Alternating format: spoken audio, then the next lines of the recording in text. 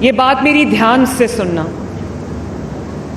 پیسہ کس کے پاس کتنا ہے، وسائل کس کے پاس کتنے ہیں،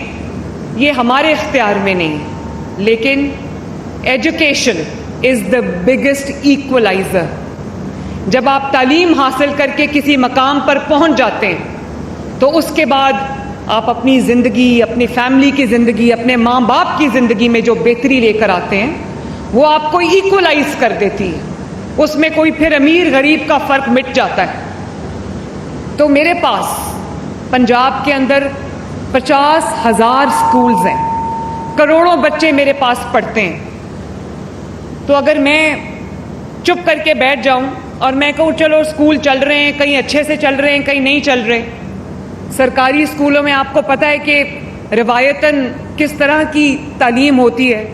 اور بہت بڑا فرق آ گیا ہے پرائیویٹ سیکٹر کی ایجوکیشن میں، پرائیویٹ سیکٹر کے سکولز میں، ان کے کالجز میں، ان کی یونیورسٹیز میں، اور گورنمنٹ سیکٹر کے سکولز میں بہت بڑا ایک ڈسکرمنیشن اور فرق آ گیا۔ میں نے جس دن اوتھ اٹھایا تھا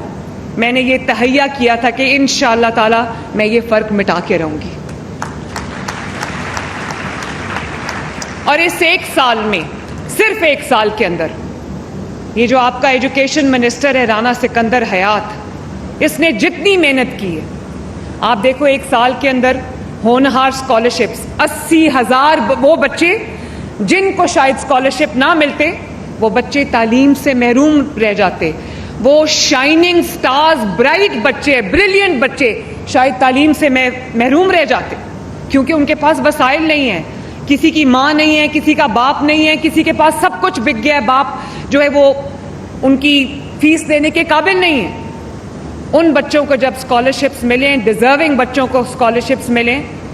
تو اب 80,000 بچے پنجاب کے اندر جو ہے وہ اسکالرشپس پہ اعلیٰ تعلیم حاصل کر رہے ہیں۔ اور اسی طرح مجھے پتہ ہے کہ جیسے جیسے آپ تعلیم کی منازل طے کرتے جاتے ہو، آج کل ٹیکنالوجی کا دور ہے، آج کل آپ کو صرف کتاب اور پیپر اور پینسل سے گزارا نہیں ہوتا۔ میں سمجھتی ہوں کہ آپ کو ریسرچ کرنی ہے، آپ کو اپنی اسائنمنٹس کرنی ہے، آپ کو گیجٹس کی ضرورت ہے، آپ کو ٹیکنالوجی کو استعمال کرنے کی ضرورت ہے۔ تو اس لیے لیپ ٹاپ خریدنا بھی، اور اچھا لیپ ٹاپ خریدنا بھی سب کے بس کی بات نہیں ہے۔